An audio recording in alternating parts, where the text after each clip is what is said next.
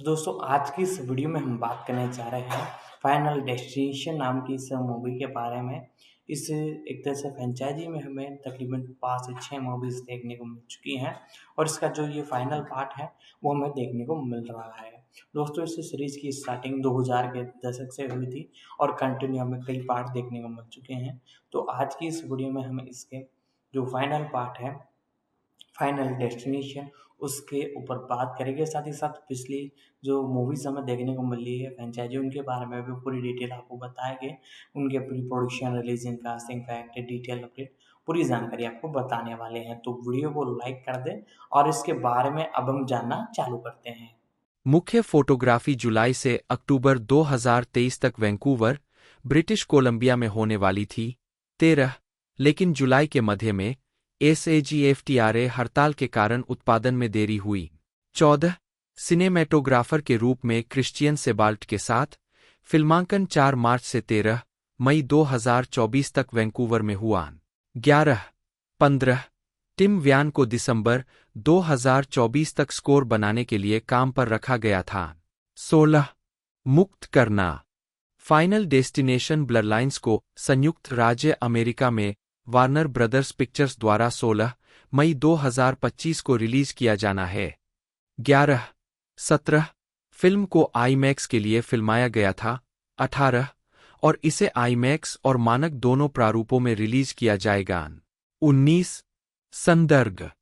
Final destination ब्लडलाइंस एक आगामी अमेरिकी अलौकिक हॉरर फिल्म है और फाइनल डेस्टिनेशन फिल्म सीरीज की छठी किस्त है। फाइनल डेस्टिनेशन 5 2011 के बाद इसे जैक लिपोव्स्की और एडम स्टीन ने निर्देशित किया है और गाय बुसिक और लोरी इवांस टेलर ने लिखा है, जो उनके और जॉन वाट्स द्वारा विकसित एक कहानी पर आधारित है। इसमें Caitlin Santa Juana, Teo Briones, Richard Harmon, Owen Patrick Joyner, Rhea Kihlstadt, Anna Lore, Brec बेसिंगर और टोनी टॉड ने अभिनय किया है, जो विलियम ब्लडवर्थ के रूप में अपनी भूमिका को दोहराते हैं। यह फिल्म संयुक्त राज्य अमेरिका में वार्नर ब्रदर्स पिक्चर्स द्वारा 16 मई 2025 को रिलीज की जाएगी। आधार। एक कॉलेज छात्रा को बार बार एक बुरा सपना आता है जिसमें उसके परिवार के विनाश की भविष्यवाणी की जाती है। वह घर लौटती है और उस व्यक्ति को ढूंढती है जो इसे रोक सके। गालना। Caitlin Santa Juana, Teo Briones, Richard Harman Eric के रूप में, Owen Patrick Joyner, Rhea Kihlstadt, Anna Lore, Brec Bassinger, Tony Todd, William Bloodworth, Max Lloyd Jones. तिनपोली। उत्पादन। छठी किस्त के निर्देशन के लिए 200 से अधिक उम्मीदवारों में से जैक लिपोवस्की, बाय और एडम स्टीन को चुना गया। 2011 में फाइनल डेस्टिनेशन 5 की रिलीज से पहले श्रृंखला के अभिनेता टोनी टॉड ने कहा कि अगर फिल्म सफल होती है तो 2 सीक्वेल एक के बाद एक फिल्माए जाएंगे। 1 जनवरी 2019 में न्यू लाइन सिनेमा ने घोषणा की कि एक नई किस्त विकास में थी। पैट्रिक मेल्टन और मार्कस डंस्टन ने प्रारंभिक स्क्रिप्ट लिखी, जिसे फ्रेंचाइजी की फिर से कल्पना के रूप में वर्णित किया गया। 2-3 मार्च 2020 में श्रृंखला के निर्माता क्रेग पेरी ने कहा कि फिल्म पहले उत्तरदाताओं की दुनिया में सेट की जाएगी और इसमें EMT, अग्निशमन दल और पुलिस अधिकारी शामिल होंगे। जब उनसे पूछा गया कि क्या यह पिछली किस्तों के समान ही है, तो उन्होंने कहा, रिबूट शायद बहुत मजबूत शब्द है। इससे ऐसा लगता है कि वे सब कुछ बदलने जा रहे हैं, लेकिन यह निश्चित रूप से एक फाइनल डेस्टिनेशन फिल्म है। 4-5 अक्टूबर 2021 में लोरी इवांस टेलर को फिल्म का नया लेखक बताया गया था। 6 जनवरी 2022 में HBO मैक्स ने घोषणा की कि वह फिल्म का वितरण करेगा। जॉन वाट्स एक निर्माता के रूप में परियोजना में शामिल हुए और टेलर को गाय बुसिक के साथ पटकथा लिखने की पुष्टि हुई। 7 उस जुलाई में रेडिक ने खुलासा किया कि फिल्म फ्रेंचाइजी के फॉर्मूले से अलग होगी। 8 उस वर्ष सितंबर में जैक लिपोवस्की और एडम स्टीन को फिल्म का निर्देशन करने के लिए 200 से अधिक उम्मीदवारों में से चुना गया था। न्यू लाइन के अधिकारियों और निर्माताओं के साथ अपनी पिच बनाने के लिए जूम मीटिंग के दौरान लिपोवस्की और स्टीन ने कॉल के अंत में फिल्मों में होने वाली एक अजीब दुर्घटना का मंचन किया। अंदरूनी सूत्रों ने कहा कि मजाक, जिसमें पूर्व रिकॉर्ड किए गए फुटेज और दृश्य प्रभावों का संयोजन था और फिल्म निर्माताओं के फिल्म के प्रति जुनून को प्रदर्शित किया।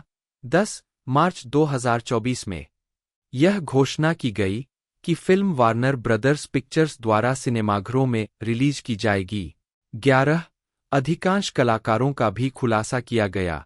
12 Adam Stein Los Angeles, California में कार्यरत एक अमेरिकी फिल्म निर्देशक और पटकथा लेखक है।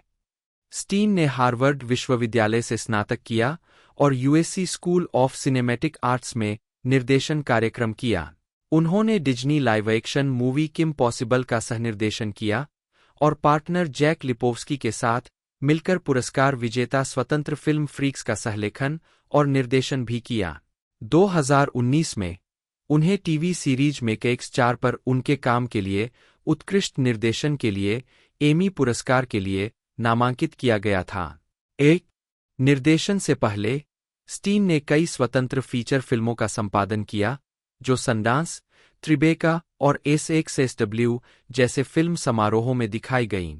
2-3 बहुत पर एडम स्टीन स्टीवन स्पीलबर्ग और मार्क बर्नेट द्वारा निर्मित Fox television reality show on the lot में एक प्रतियोगी थे।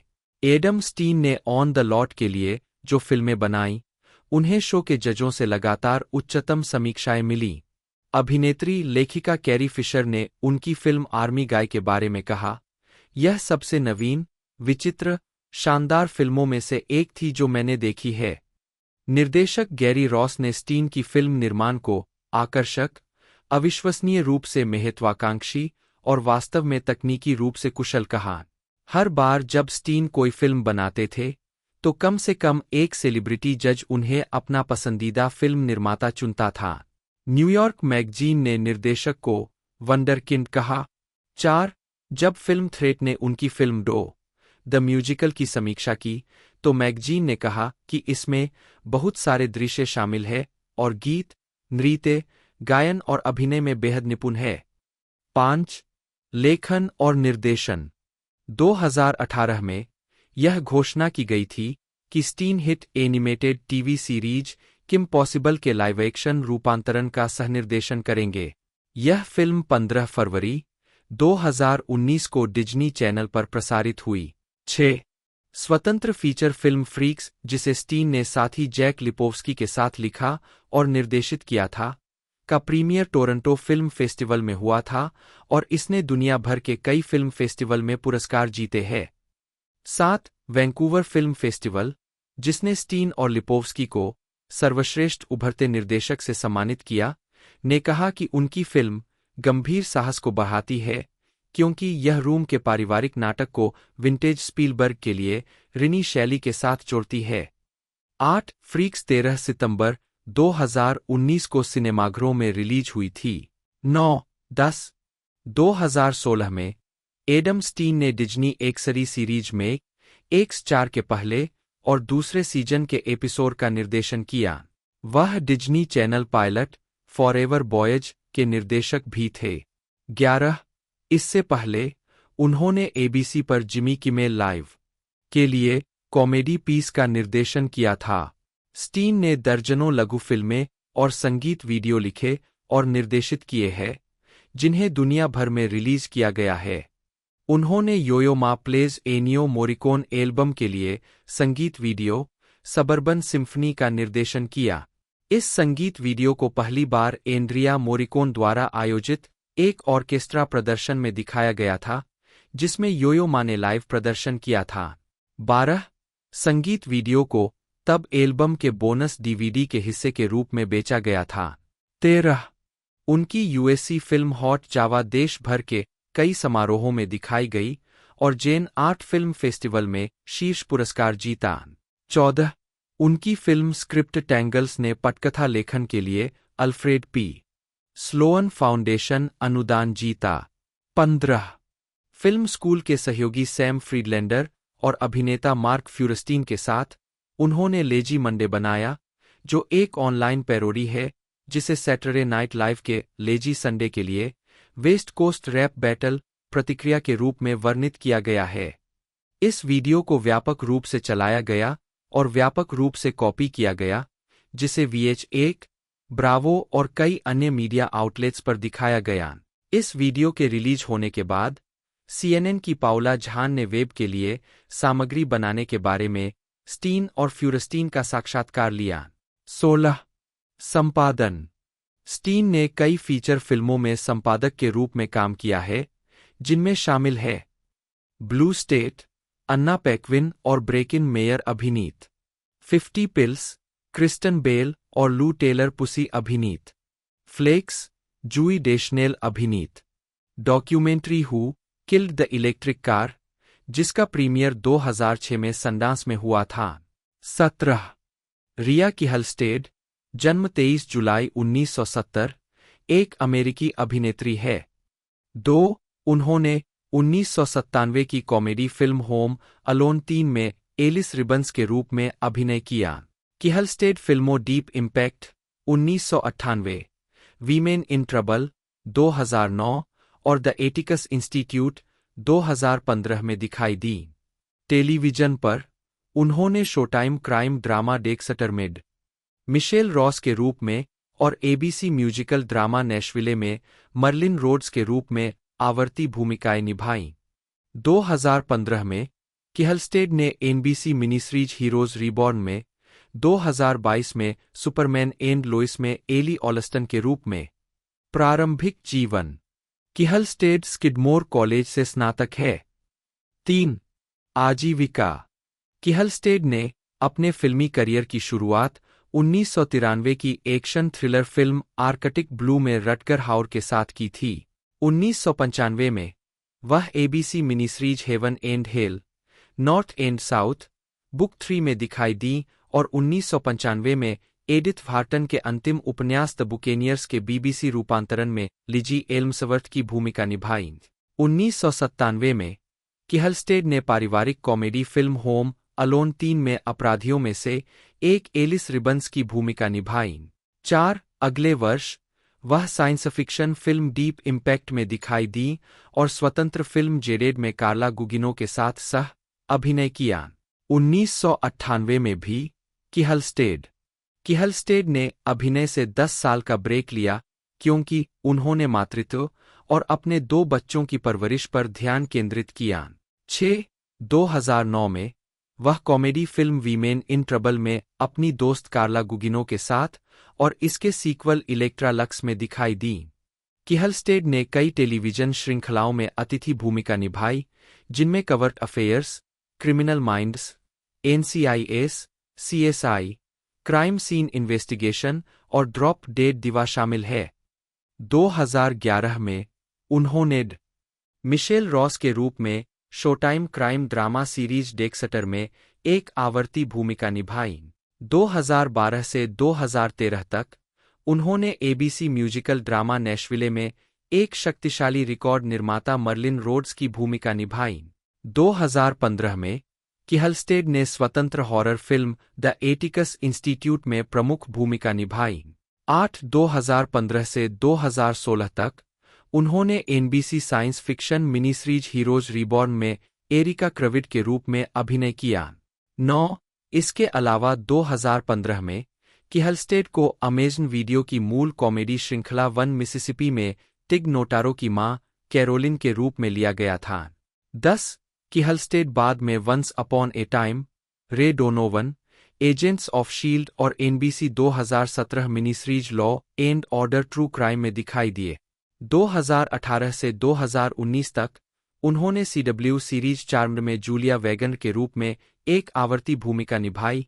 11 इसके अलावा 2019 में किहलस्टेड ने कनाडाई अपराध नाटक कार्डिनल के सीजन 3 में अभिनय किया, जिसके लिए उन्हें कनाडाई स्क्रीन अवार्ड नामांकन मिला।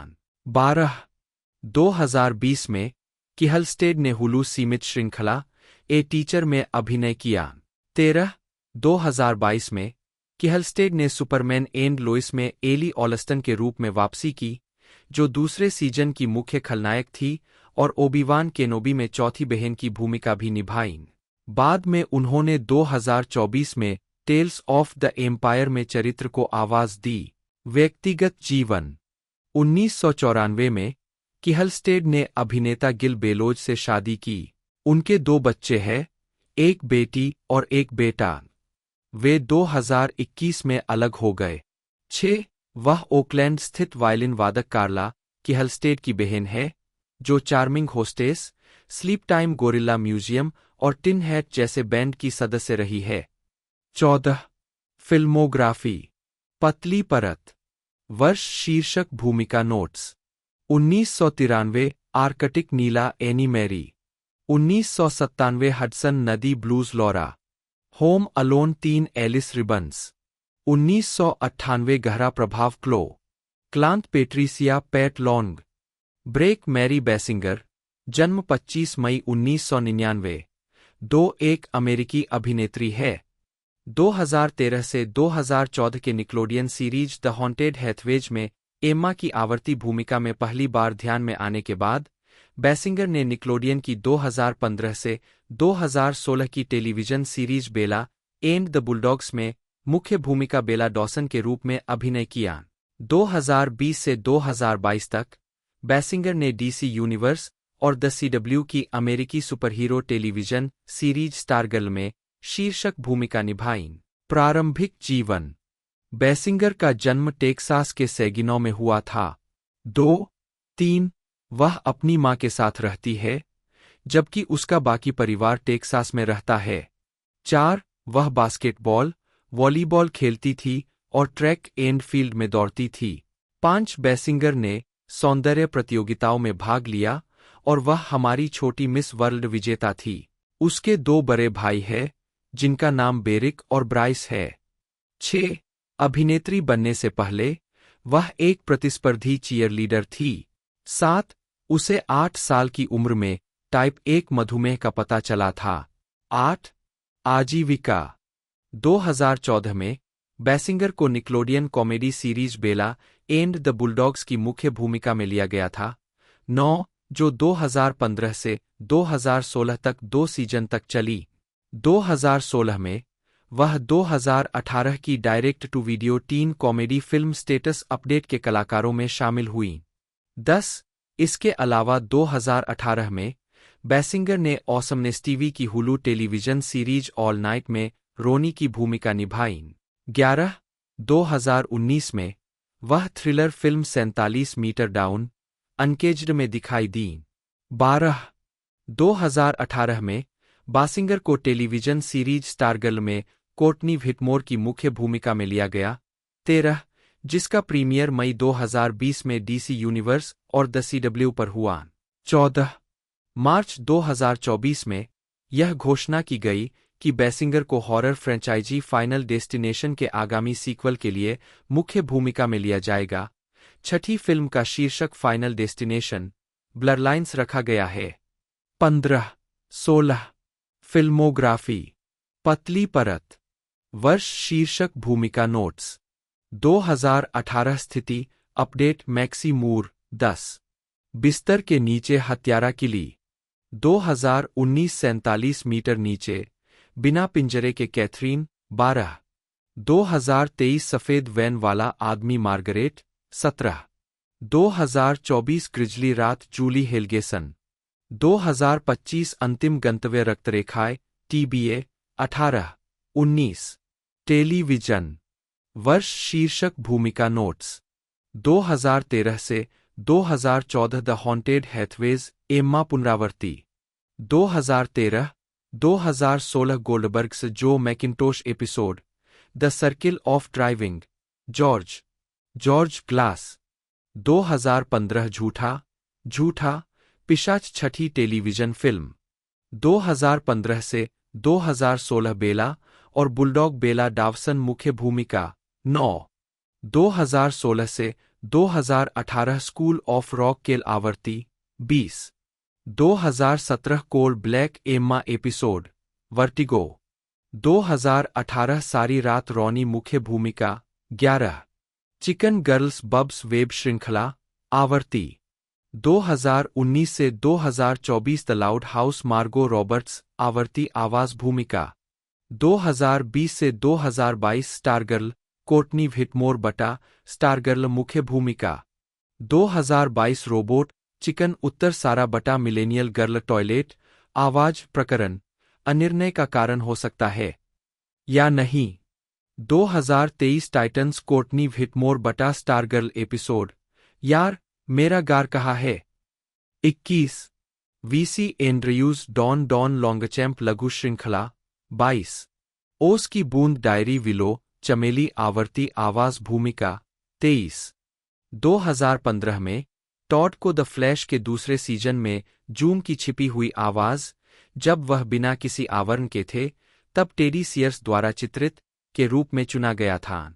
टॉड ने बाद में 5वें सीजन के episode what's past is prologue और गॉडस्पीड में अपनी भूमिका को फिर से निभाया।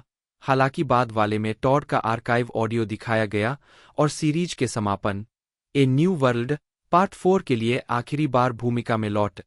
12 अक्टूबर 2018 को ब्लडी डिस्गस्टिंग द्वारा पुष्टि की गई कि Todd slasher television series Scream के तीसरे सीजन स्क्रीम रिसर्जेक्शन में एक आवर्ती भूमिका में अभिनय करेंगे।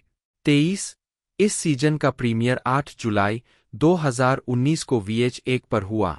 24 ऑडियो टॉड ने ब्लेक दिसंबर इंक के 2016 के ऑडियो ड्रामा रूपांतरण ब्रैम स्टोकर के ड्रैकुला में शीर्षक चरित्र निभाया। 25 टॉड आइस 9 किल्स के एल्बम द सिल्वर स्क्रीम के बोले गए संस्करण के कथाकार थे जो 29 जून 2023 को रिलीज हुआ।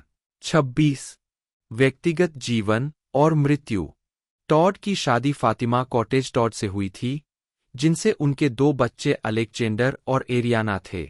27 नवंबर 2024 को अपने 70वें जन्मदिन से 4 हफ्ते पहले पेट के कैंसर से कैलिफोर्निया के मरीना डेल रे में अपने घर पर उनकी मृत्यु हो गई। 28-29 फिल्मोग्राफी पतली परत वर्ष शीर्षक भूमिका नोट्स 1986 नींद में चलना बैरिंगटन रटले 3 दस्ता sergeant Warren 1987-84 Charing cross road विध्वंस कार्यकर्ता धमाक तुम मर गए गुप्त करिंदा दुश्मन का इलाका गिनती 1988 रंग वियतनाम पशु चिकित्सक चिड़िया मेंढक 1989 मुझ पर झुकना Shri William right 1990 Ivory hunters Jomo television film आपराधिक न्याय जासूस रिले जीवित मृतकों की रात बेन काले वस्त्र में दुल्हन 747 हरा television film voodoo dawn Makoute 1991 प्यार और श्राप और वह सब jazz Emile Gaston television film शहर का रक्षक ब्रिजर 1992 सूर्यास्त की गर्मी द्रकर कैंडी वाला आदमी डैनियल रोबिटेल बटा द कैंडीमैन 1993 अत्यधिक बल जासूस फ्रेंकी हॉकिंस 1994 कोआग्रेज 1995 Candyman Farewell to the Flesh Daniel Robitaille बटा द कैंडीमैन बर्नजी की आखिरी कॉल मालकिन मार्ला 1996 तोरफोर Sherwood Beastmaster 3 the Eye of Braxus Seth television film चट्टान कैप्टन डारो चलाया हुआ डेरियस पेल्टन उन्हें बर्लिन टेलीविजन फिल्म 1997 सच्ची महिलाएं एड टॉम हिलाना Bubba Wishmaster Johnny Valentine Universal Marcus 1998 छाया बिल्डर कोवे पकड़े गए जेक सैंपल्स मक्खन बेंजो अल पेंडोरा परियोजना CIA निदेशक गैरेट हाउटमैन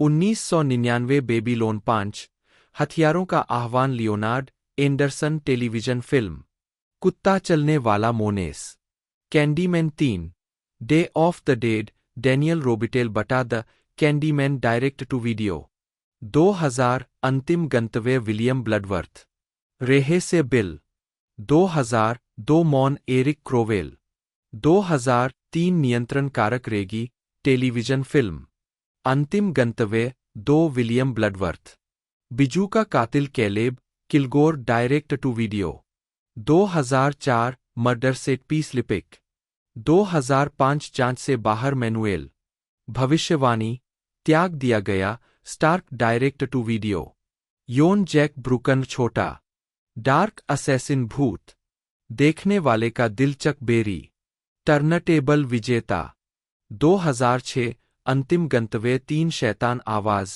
30 मिनटोर राजा ड्यूकालियन छाया मृत दंगा छाया कुल्हारी रेवरेंड जॉम्बी प्रकाश का अभाव कीमियागर Eden Formula James Radcliffe television film रॉ जेकेल और मिस्टर हाइड का अजीब मामला डॉ हेनरी जेकेल बटा एडवर्ड हाइड 2007 शिकागो नरसंहार Richard Speck Captain Joe Dunning direct to video छाया कठपुतलियां स्टीव गैरेट सपनों का टूर्नामेंट ईसाइया कैनेडी पृथ्वी से मनुष्य सज्जन मैंसफील्ड 12 हन्नित ग्रैंड समीर की आंखें स्टीव मैक्रीडी छोटा 2008 I Murders agent Washington Dark Reel detective Shields Brian तुमसे प्यार करता है बयान करने वाला Night Tales the Movie Joker प्यास रक्त युद्ध जूलियन डॉकवेलर ड्यूक छोटा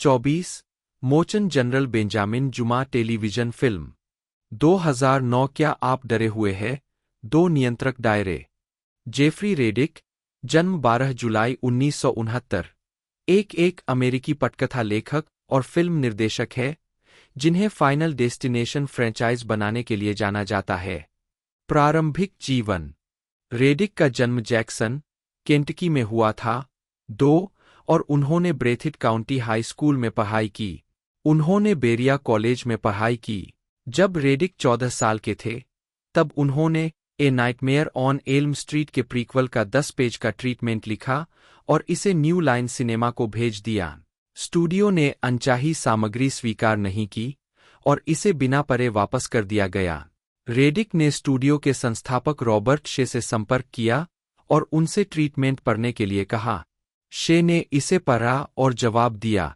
यह शे और उनके सहायक के साथ पत्र और फोन संबंध की शुरुआत थी जो सालों तक चली कॉलेज में रहते हुए जेफरी ने न्यू लाइन में इंटर्नशिप की और लगभग 11 वर्षों तक स्टूडियो के लिए काम किया आजीविका 2000 में न्यू लाइन ने रेडिक की पहली स्टूडियो परियोजना फाइनल डेस्टिनेशन का निर्माण किया 3 रेडिक को ज्यादातर हॉरर फिल्में लिखने के लिए जाना जाता है लेकिन उन्होंने हाल ही में नेटफ्लिक्स के लिए 2 एनिमेटेड सीरीज पर काम किया है जिसमें स्टैन सकाई की क्लासिक जापानी कॉमिक बुक उसागी योजिम्बो का स्पिन ऑफ भी शामिल है वह वर्तमान में या book series the adventures of young captain निमो का रूपांतरण कर रहे हैं उन्होंने 2020 में अपनी mystery thriller don't look back के साथ निर्देशन की शुरुआत की व्यक्तिगत जीवन रेडिक बहाई धर्म का सदस्य है 4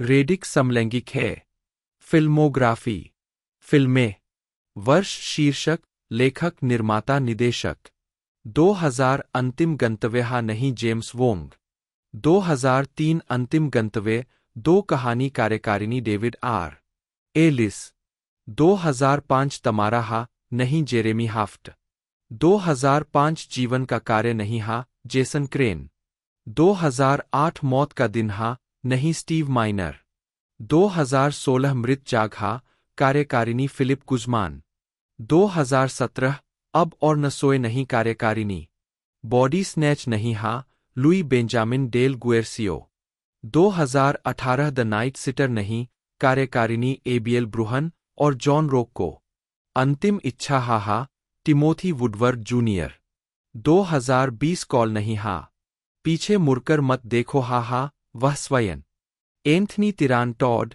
4 दिसंबर 1954 6 नवंबर 2024 एक अमेरिकी अभिनेता थे जो अपनी विशिष्ट गहरी और कर्कश आवाज के लिए जाने जाते थे उन्हें कैंडीमैन फिल्म सीरीज 1992 से 2021 में शीर्षक चरित्र और फाइनल डेस्टिनेशन फ्रेंचाइजी 2000 से 2025 में विलियम ब्लडवर्थ की भूमिका निभाने के लिए जाना जाता है पूर्व के लिए उन्हें क्रिटिक्स चॉइस और फैंगोरिया चेनसॉ अवार्ड्स में नामांकित किया गया था टॉड की फिल्मों में Platoon 1986 night of the living dead 1990, the crow 1994, the rock 1996, Wishmaster 1997, Hatchet, Minotaur दोनों 2006, the Man from Earth 2007, Frankenstein 2015, Death House 2017 और हेलफेस्ट 2018 शामिल है। टेलीविजन पर उन्होंने Star Trek the Next Generation 1990 से 1991 और Star Trek Deep Space Nine 1996 में कुर्न की भूमिका निभाई और एमटीवी सीरीज स्क्रीम 2019 में दिखाई दिए। टॉड एक विपुल आवाज अभिनेता थे, विशेष रूप से हाफ लाइफ श्रृंखला के खेलों में वोर्टिगाउंट्स, माइकल बे के ट्रांसफॉर्मर्स में the fallen, revenge of the fallen 2009, the flash में जूम 2014 से 2023, डीसी एनिमेटेड मूवी यूनिवर्स में डार्कसेड 2015 से 2020 और 2023 के वीडियो गेम मार्वल के स्पाइडरमैन 2 में वेनम की आवाज दीन 2-3 बाद के लिए उन्हें ब्रिटिश अकादमी गेम्स अवार्ड के लिए नामांकन मिला। टॉड की अंतिम भूमिका 2024 के video game Indiana Jones and the great circle में लोकस की थी, जिसे आलोचकों की प्रशंसा मिली। 4. प्रारंभिक जीवन और शिक्षा। टॉड का जन्म 4 दिसंबर 1954 को वाशिंगटन, डीसी में एवेटा लियोन्स गेदर के बेटे के रूप में हुआ था। 5-6 वे हार्टफोर्ड, कनेक्टिकट में बड़े हुए, हार्टफोर्ड पब्लिक हाई स्कूल सहित स्थानीय स्कूलों में पढ़े। 7-8 वे आर्टिस्ट कलेक्टिव इंक के पूर्व छात्र भी थे। 9 टॉड ने कनेक्टिकट विश्वविद्यालय में भाग लिया और फिर टोनी पुरस्कार विजेता Eugene O'Neill National Actors Theatre Institute 10 और प्रोविडेंस, रोड आइलैंड में ट्रिनिटी रिपर्टरी कंपनी में थिएटर का अध्ययन किया। 9 टोनी का एक जीवित भाई यशायाह लियोन्स और एक जीवित बहन मोनिक डुप्री है। 11 आजीविका पतली परत। टॉड 2017 में टॉड 100 से अधिक नाटकीय और टेलीविजन फिल्मों में दिखाई दिए और कई प्रमुख हॉलीवुड सितारों के साथ अभिनय किया। उनकी फिल्म क्रेडिट में शामिल है Platoon 1986, night of the living dead 1990, Candyman 12 1992, the crow 1994, the rock 1996, Wishmaster 1997, the final destination series 2000 से 2025, मिनोटॉर 2006 और beg 2010। 13 Todd Transformers revenge of the fallen 2009 में द फॉलन की आवाज थे और रिल डोवेल की फिल्म चेंजिंग द गेम में भी थे। 14 टॉड 23 मई 2010 को weekend of horror creation entertainment के विशेष अतिथि थे। 15-16 टॉड ने हैचेट टू में रेवरेंड जॉम्बी का किरदार निभाया था, जिसे 1 अक्टूबर 2010 को सीमित संख्या में सिनेमाघरों में रिलीज किया गया था। उनकी सिग्नेचर बैरिटोन आवाज ने कई कामों को सुनाया, जिसमें 2021 की documentary invisible threads from wireless to war शामिल है। 17-18 टॉड ने विलियम ब्लडवर्थ के रूप में वापसी की, जब उन्होंने 2024 में फाइनल डेस्टिनेशन ब्लडलाइंस को फिल्माया। 19 ब्रॉडवे टॉड ने ब्रॉडवे पर और उसके बाहर भी अभिनय किया है। उनकी कई भूमिकाओं में ऑगस्ट विल्सन की किंग हेडली 2, एथोल फुगार्ड की द कैप्टन टाइगर शामिल है, जिसके लिए उन्हें हेलेन हेस नामांकन मिला। अन्य में No Place to Be Somebody, 20 Les Blancs, Playboys of the West Indies, Othello, Zooman और द साइन, पुरस्कार विजेता नाटककार कीथ ग्लोवर की डार्क पैराडाइज, आइडा ब्रॉडवे पर, और यूजीन ओनील प्लेराइट्स कॉन्फ्रेंस और द न्यू ड्रामाटिस्ट गिल्ड के लिए लेवी जेम्स शामिल है। 21 बेहतर स्रोत की आवश्यकता है।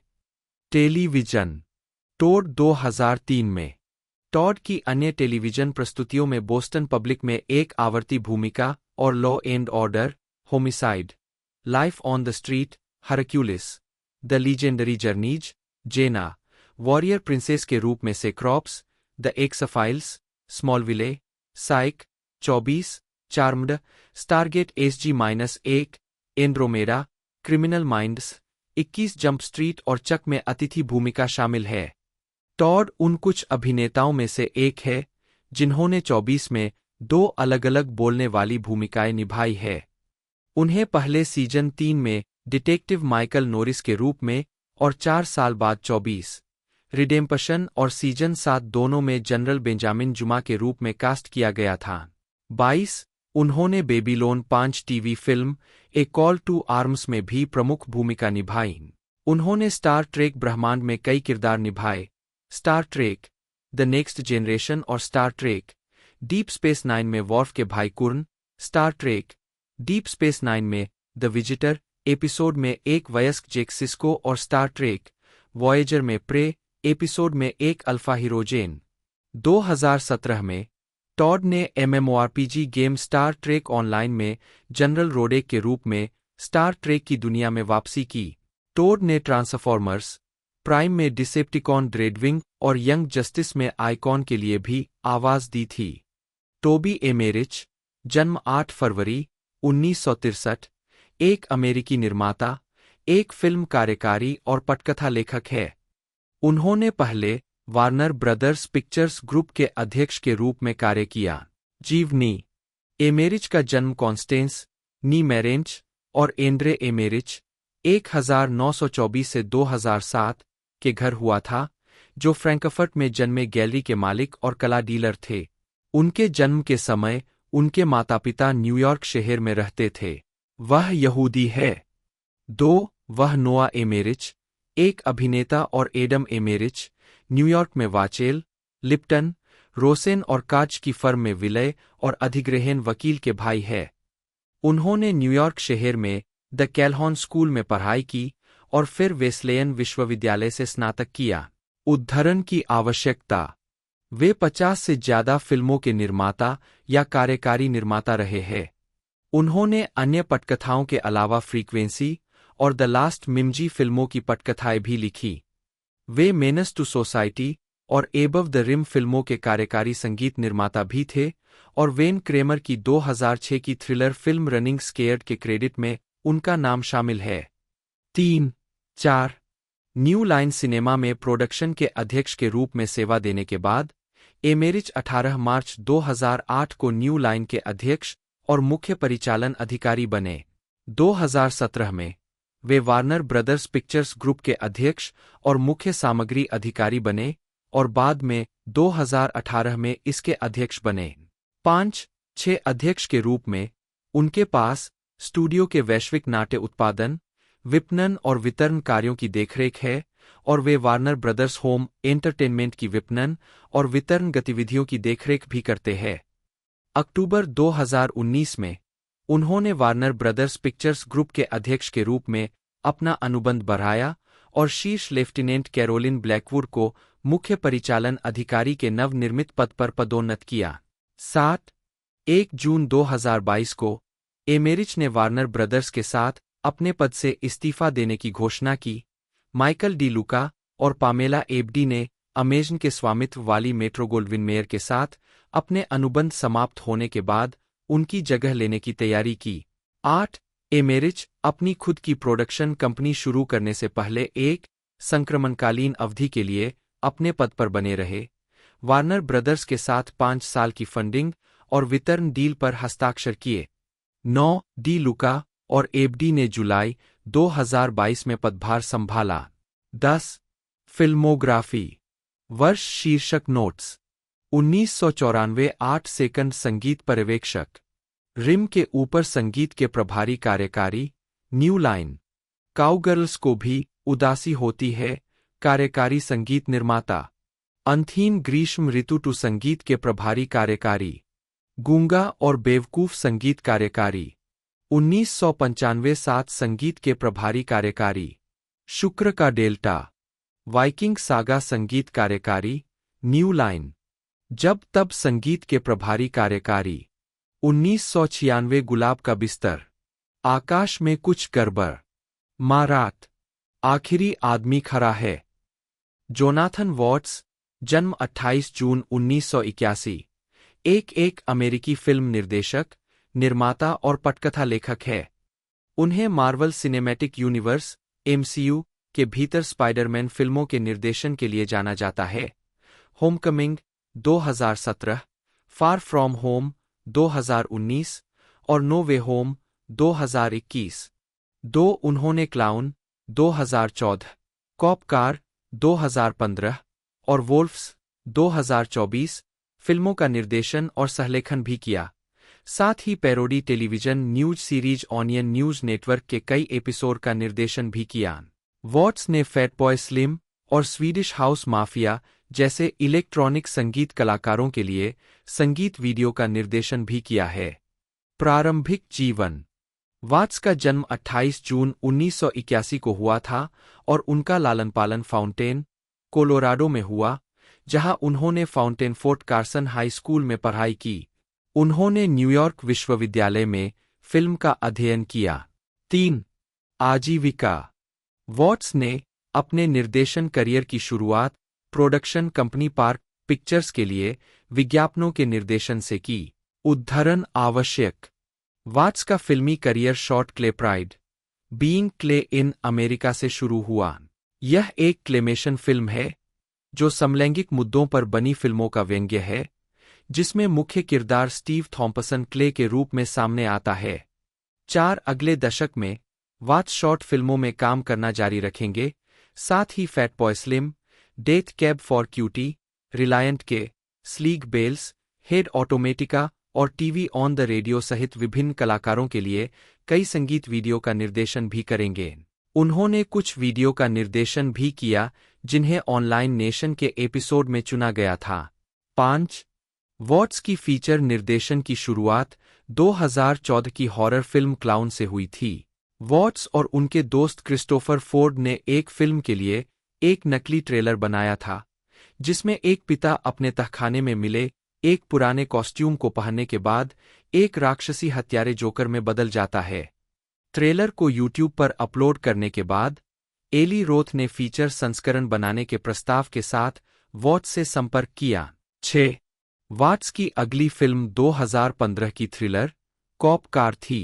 यह फिल्म 2 युवा लड़कों के बारे में है जो एक परित्यक्त पुलिस कार चुराते हैं और कार के हत्यारे मालिक केविन बेकन द्वारा निभाए गए शेरिफ द्वारा उनका पीछा किया जाता है।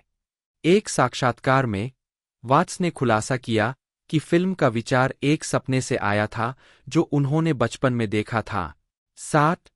इसके बाद वॉट्स ने स्पाइडरमैन होमकमिंग का निर्देशन किया।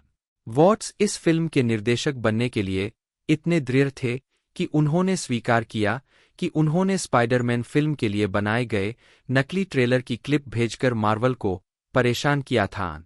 8. उन्होंने स्वीकार किया कि वह बहुत हैरान थे और उन्हें आखिरी क्षण तक पता नहीं था कि उन्हें यह काम मिलने वाला है। 9. वाट्स ने फिल्म के 2019 sequel Spiderman far from home का निर्देशन किया। कथित तौर पर वह फ्रेंचाइजी के प्रति अधिक समर्पित हो गए, यहां तक कि उन्होंने दुर्लभ मकड़ियों का अपना व्यापक संग्रह भी शुरू कर दिया। 10. वाट्स ने स्पाइडरमैन नो वे होम का भी निर्देशन किया है, जो 17 दिसंबर 2021 को रिलीज हुई थी। 11. जहां उन्होंने सैंडमैन के लिए मोशन कैप्चर भी प्रदान किया था, जबकि थॉमस हेडेन चर्च ने स्पाइडरमैन 3 के चरित्र की आवाज को दोहराया था। 13. उन्हें the fantastic four first steps का निर्देशन करने की पुष्टि की गई थी, जिसे मार्वल सिनेमैटिक यूनिवर्स में सेट किया जाएगा, लेकिन अप्रैल 2022 में इस परियोजना से बाहर हो गए। 14. 15. वाट्स ने venom let there be carnage के मिडक्रेडिट सीन का भी निर्देशन किया, जो नो वे होम से जुड़ा है, जो 2 महीने पहले 1 अक्टूबर 2021 को रिलीज हुई थी। 16. यह सीन नो वे होम के फिल्मांकन के दौरान शूट किया गया था। 17. सितंबर 2021 में यह पता चला कि वॉट्स जॉर्ज क्लूनी और ब्रैड पिट अभिनीत थ्रिलर फिल्म वुल्फ्स को लिखेंगे और निर्देशित करेंगे। वह दोनों अभिनेताओं के साथ मिलकर इस परियोजना का निर्माण भी करेंगे। 18 महीने के अंत तक परियोजना को एप्पल स्टूडियो द्वारा अधिग्रहित कर लिया गया था और इसे मजबूत नाटकीय रिलीज मिलने की उम्मीद थी। 19 हालांकि फिल्म की रिलीज से 6 हफ्ते पहले एप्पल ने फिल्म को सीमित रिलीज के लिए तैयार कर लिया। 20 जनवरी 2022 में वॉट्स और उनकी पत्नी को सहनिर्माता के रूप में फाइनल डेस्टिनेशन सीरीज की छठी किस्त में शामिल होने की घोषणा की गई। वॉट्स ने एक फिल्म ट्रीटमेंट भी लिखा, जिसे लोरी इवांस टेलर और गाय बुसिक द्वारा रूपांतरित किया जाना है। 21 मई 2022 में यह पता चला कि वॉट्स डिज्नी प्लस के लिए एम्बलिन से प्रेरित स्टार वार्स टीवी सीरीज का निर्माण और कार्यकारी निर्माण करेंगे, जो रिटर्न ऑफ द जेडी की घटनाओं के बाद सेट है। 22 इस श्रृंखला को जल्द ही स्टार वार्स स्केलेटन क्रू के रूप में प्रकट किया गया, जिसका प्रीमियर 2024 में हुआ। 23-24 सितंबर 2024 में वॉट्स और उनकी पत्नी मैकगुनिगल ने अपनी प्रोडक्शन कंपनी फ्रेशमैन ईयर के साथ वॉल्ट डिज्नी स्टूडियो के साथ एक first look feature deal sign की। डील के तहत वॉट्स डिज्नी लाइव एक्शन और 20वीं सेंचुरी स्टूडियो के लिए फीचर लेंथ प्रोजेक्ट्स का निर्देशन करेंगे, जिसमें प्रोडक्शन का विकल्प भी शामिल है। 25 व्यक्तिगत जीवन। वॉट्स का विवाह पूर्व प्रतिभा एजेंट और निर्माता डायने मैकगुनिगल से हुआ है। 26 फिल्मोग्राफी। पतली परत। वर्ष शीर्षक निदेशक लेखक निर्माता नोट्स। 2012 उर्फ ब्लोंडी। 2014 जोकर हाहा नहीं। 2015 पुलिस कार हाहा हा। 2017 स्पाइडरमैन होमकमिंग हाहा नहीं। 2019 स्पाइडरमैन फार फ्रॉम होम हा नहीं नहीं। 2021 स्पाइडरमैन नो वे होम हा नहीं नहीं। सैंडमैन का मोशन कैप्चर भी प्रदान किया गया। 13 2024 वुल्फ्स हा हा हा। मेंडेस ने थ्रिलर आउट ऑफ टाइम के लिए डेनजल वॉशिंगटन के साथ फिर से काम किया, जिसमें उन्होंने एक सम्मानित पुलिस प्रमुख की जल्द ही होने वाली पूर्व पत्नी की भूमिका निभाई। यह फिल्म एक मध्यम व्यावसायिक सफलता थी। 20 और रोजर एबर्ट ने फिल्म की अपनी समीक्षा में मेंडेस की भूमिका को एक अजीब तरह से क्षमाशील चरित्र के रूप में वर्णित किया, जो भटके हुए पति के लिए थोड़ा द्वेष महसूस करती है और जाहिर तौर पर अभी भी उसे पसंद करती है। शायद अगर वह उससे नाराज होती तो ज्यादा सस्पेंस होता। 21 उनकी आखिरी 2003 की फिल्म मैट डेमन और ग्रेग किन्नर के साथ कॉमेडी स्टक ऑन यू थी, जिसमें उन्होंने एक महत्वाकांक्षी अभिनेत्री की भूमिका निभाई थी। 11 उन्होंने अपनी अगली फिल्म हिच 2005 में एक पेशेवर डेटिंग सलाहकार विल स्मिथ की प्रेमिका की भूमिका निभाई। यूएसए टुडे ने इसे अब तक की उनकी सर्वश्रेष्ठ स्क्रीन भूमिका के रूप में वर्णित किया। 22 और डेट्रॉयट फ्री प्रेस ने टिप्पणी की, स्मिथ और मेंडेस एक साथ बहुत अच्छे हैं। वह उसके खेल को इतना ऊपर ले जाता है कि आपको लगेगा कि उसने स्मिथ जितने अच्छे किरदार निभाए हैं। 23 हिच ने अपने वैश्विक नाट्य प्रदर्शन में यूएस 368.1 मिलियन कमाए। 24 2005 में मेंडेस ने कम देखी गई फिल्मों द वेंडेल बेकर स्टोरी और गिल्टी हार्ट्स में भी अभिनय किया। Romantic comedy trust the man 2006 में मेंडेस ने डेविड डचोवनी, बिली क्रुडुप, जूलियन मूर और मैगी गिलेनहाल के साथ अभिनय किया, जिसे द एवी क्लब ने बेकार सेक्स सपोर्ट के रूप में वर्णित किया। 25 मार्वल कॉमिक्स के चरित्र पर आधारित बहुत आलोचना की गई घोस्ट राइडर 2007 में मेंडेस को शीर्षक चरित्र निकोलस केज की प्रेमिका के रूप में दिखाया गया था। फिल्म ने व्यावसायिक रूप से अच्छा प्रदर्शन किया, उत्तरी अमेरिकी बॉक्स ऑफिस पर शीर्ष पर रही, जिसमें 45 मिलियन अमेरिकी डॉलर से अधिक की कमाई हुई। अंततः इसने दुनिया भर में 228 मिलियन अमेरिकी डॉलर से अधिक की कमाई की। 26 उन्होंने जोकिन फीनिक्स और मार्क वाहलबर्ग के साथ thriller we own the night 2007 में अभिनय किया। 27 2007 में उन्होंने लाइव और क्लीनर फिल्मों में भी अभिनय किया, जो दर्शकों द्वारा किसी का ध्यान नहीं खींची, और कॉमेडी नॉक्ड अप में एक बिना श्रेय वाली कैमियो भूमिका निभाई। 2008 में मेंडेस ने Meg Ryan, Annette Bening, Debra Messing और जारा पिंक स्मिथ के साथ all female comedy the Women में सेक्स फिफ्थ एवेन्यू में एक परफ्यूम सेल्सगर्ल की भूमिका निभाई। 28 व्यावसायिक रूप से सफल होने के बावजूद द वुमेन को आलोचकों द्वारा नकार दिया गया, जिसमें मेंडेस को उनके प्रदर्शन के लिए सबसे खराब अभिनेत्री के लिए गोल्डन रास्पबेरी पुरस्कार के लिए नामांकन मिला। उन्होंने 2008 की द स्पिरिट में फेम फेटेल सेंट सारेफ की भूमिका भी निभाई, जो विल आइजनर के इसी नाम के अखबार कॉमिक स्ट्रिप पर आधारित थी। इसे आलोचकों से नीरस समीक्षा मिली, जिन्होंने इसे नाटकीय, अप्रभावी और सेक्सिस्ट माना।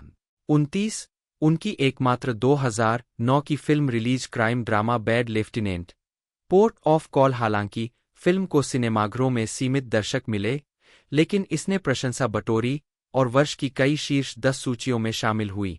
31 आगे की भूमिकाएं और सेवानिवृत्ति 2010 से 2014। 2012 में टिफ में the place beyond the pines के प्रीमियर पर मेंडेस ने पिछले सहयोगियों विल फेरेल और मार्क वाहलबर्ग के साथ action comedy the other guys 2010 के लिए फिर से काम किया, जिसमें उन्होंने एक सौम्य स्वभाव वाले फोरेंसिक एनवाईपीडी अकाउंटेंट फेरेल की पत्नी की भूमिका निभाई। 32 यह एक व्यावसायिक सफलता थी, जिसने वैश्विक स्तर पर 170.4 मिलियन अमेरिकी डॉलर की कमाई की। 33 2010 में उन्होंने मैसी ताजजेडिन की रोमांटिक ड्रामा लास्ट नाइट में केइरा नाइटली और सैम वर्थिंगटन के साथ एक प्रतिबद्ध व्यक्ति की सहकर्मी और प्रेमिका की भूमिका भी निभाई। 34 जबकि वह शुरू में अभिनय करने के लिए अनिच्छुक थीं, उन्हें चिंता थी कि चरित्र में मौलिकता की कमी होगी और यह बहुत मोहक होगा। वह ताजजेडिन से मिलने के बाद भूमिका निभाने के लिए सहमत हो गई। उन्होंने कहा, एक महिला निर्देशक से जुड़ना। 2011 में मेंडेस फास्ट 5 में एक अनक्रेडिटेड कैमियो में दिखाई दी, जिसमें उन्होंने 2 फास्ट 2 फ्यूरियस से अपनी भूमिका दोहराई।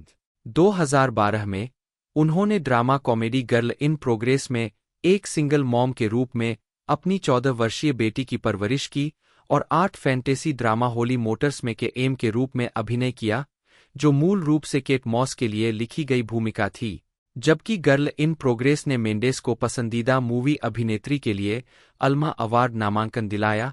उन्होंने होली मोटर्स को सबसे शानदार, सबसे रचनात्मक चीज जो मैंने कभी की है के रूप में वर्णित किया।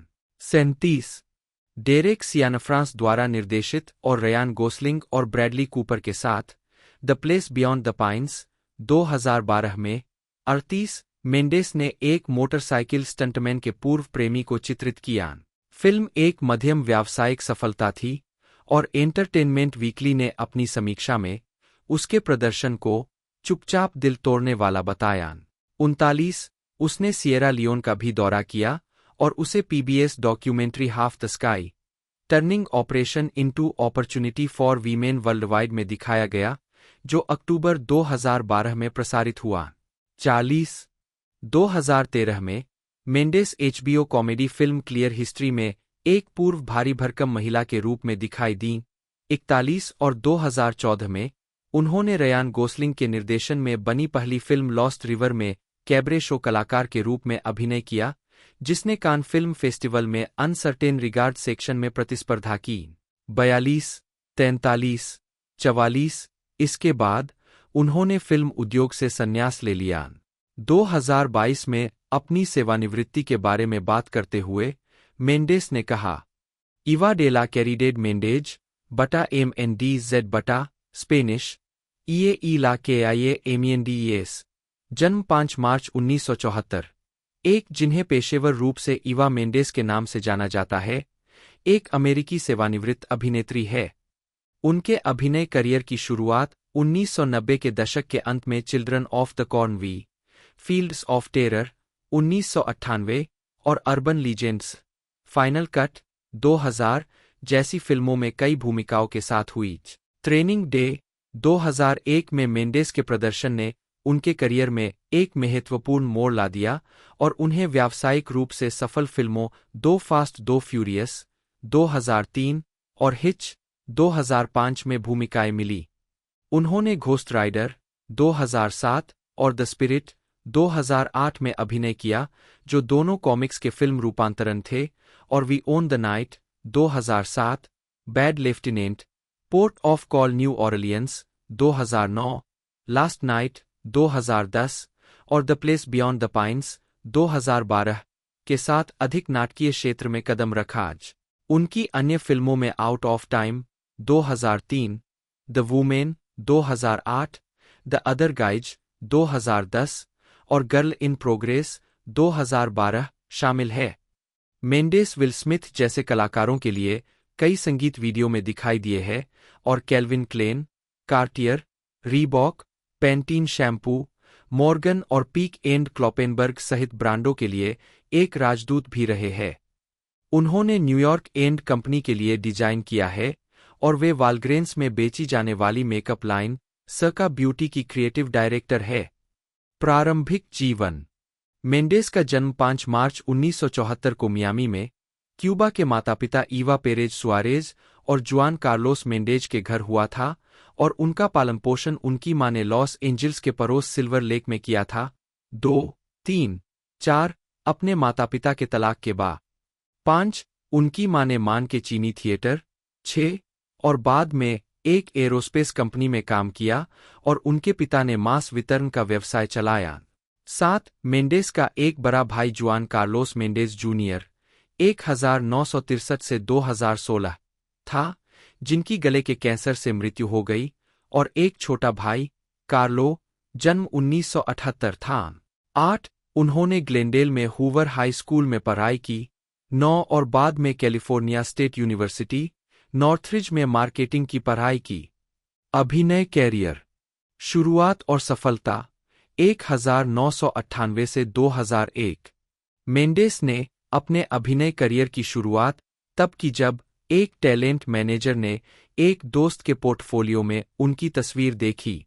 11 उनकी पहली फिल्म भूमिका युवा लोगों के एक समूह के हिस्से के रूप में थी, जो direct to video horror film Children of the Corn V Fields of Terror में मध्य अमेरिका में खो जाते हैं।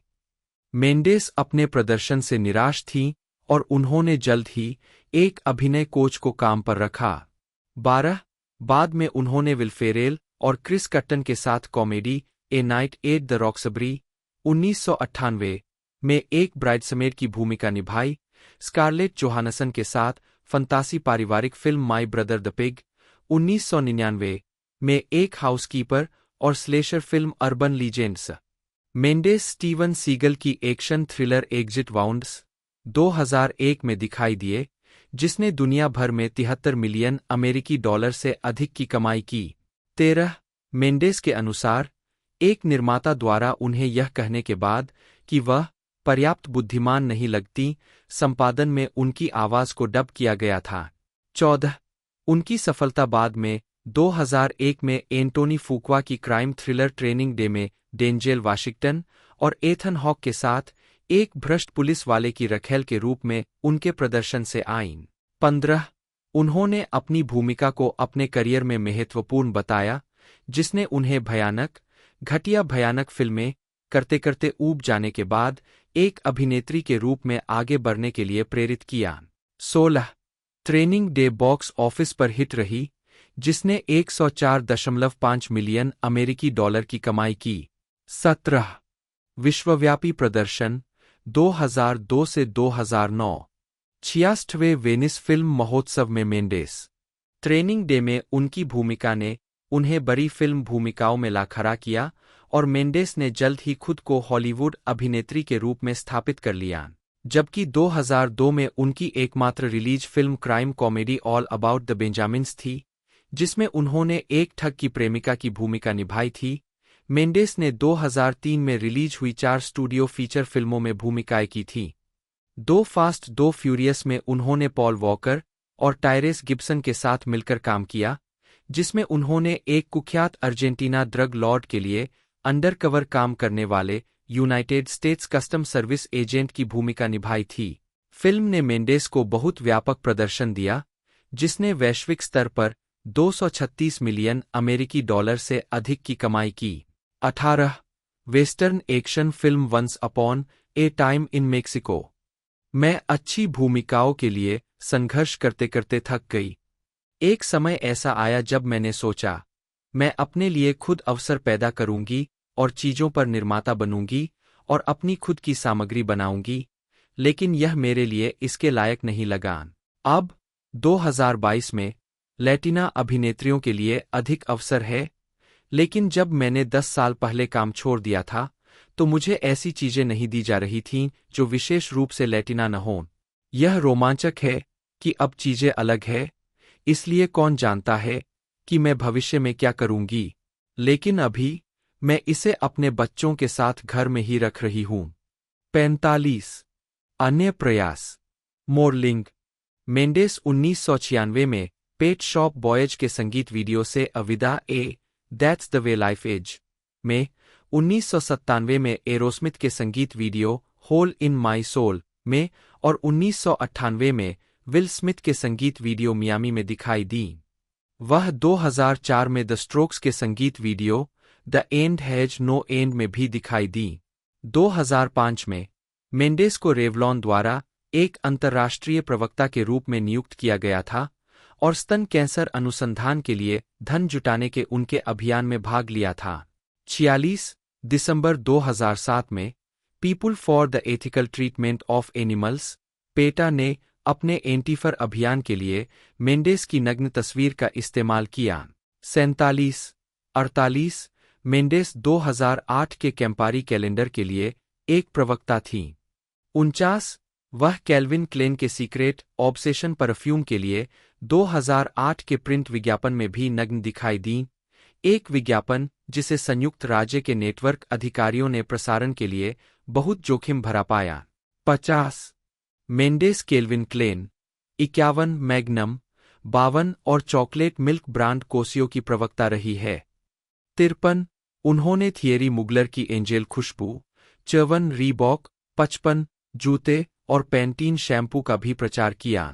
56 2011 में मेंडेस पीक एंड क्लॉपेनबर्ग कपड़ों की सूची में दिखाई दिए। 57 फैशन डिजाइनिंग। मेंडेस के पास बेड लिनेन और डिनरवेयर की एक लाइन है जो मैसीज में बेची जाती है। 59 फरवरी 2013 में उन्होंने अपनी खुद की fashion line Eva by Eva Mendes को लॉन्च करने के लिए न्यूयॉर्क एंड कंपनी के साथ साझेदारी की।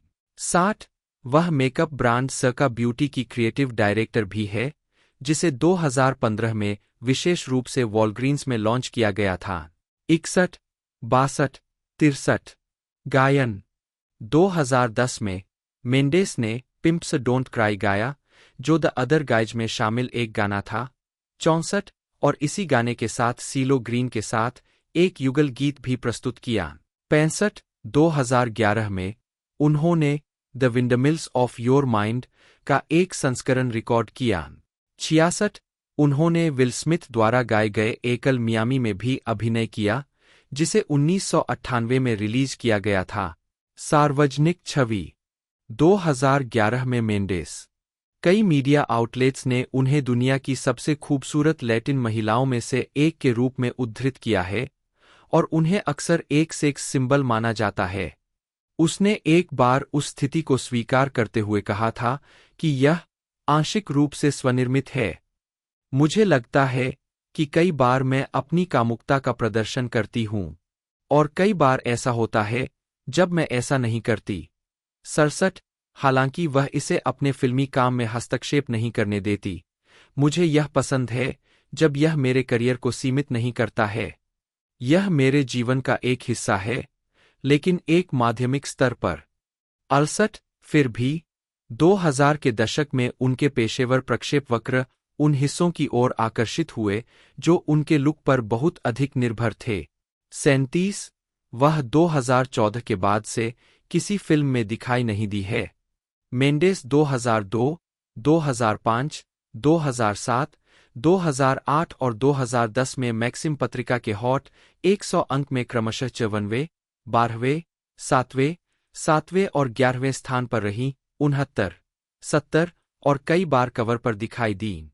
71 उन्होंने 2004, 2005, 2006 में एफएचएम पत्रिका के दुनिया की 100 सबसे सेक्सी महिलाओं के पूरक में 80वें, 23वें और 44वें स्थान पर भी रहीं। उद्धरण वांछित उन्हें 2008 के संस्करण में चौथे नंबर पर और 2009 के संस्करण में आस्कमेन.com की शीर्ष 99 सबसे वांछनीय महिलाओं में नंबर 1 चुना गया था। बेहतर लोगों ने उन्हें 2011 की हर उम्र में सबसे खूबसूरत में से एक भी नामित किया। 73 व्यक्तिगत जीवन। मेंडेस ने 2002 में संगीत निर्माता जॉर्ज ऑगस्टो को डेट करना शुरू किया। 74 2011 में उनका ब्रेकअप हो गया।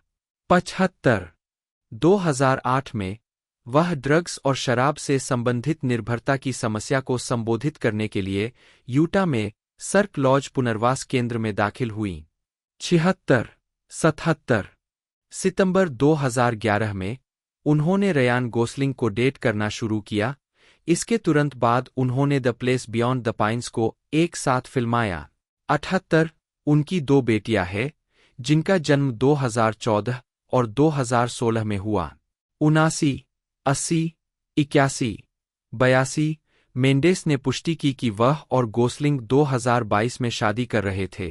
83 मेंडेस नैतिक और स्वास्थ्य कारणों से पेसेटेरियन है। 84 वह ट्रांसेंडेंटल मेडिटेशन का भी अभ्यास करती है। 85 फिल्मोग्राफी। पतली परत। वर्ष शीर्षक भूमिका notes. 1998 Children of the Corn V Fields of Terror कीर डायरेक्ट टू वीडियो। रॉक्सबरी में एक रात वर। 1999 मेरा भाई स्वर Matilda. 2000 Urban Legends Final Cut Vanessa वाल्डियन।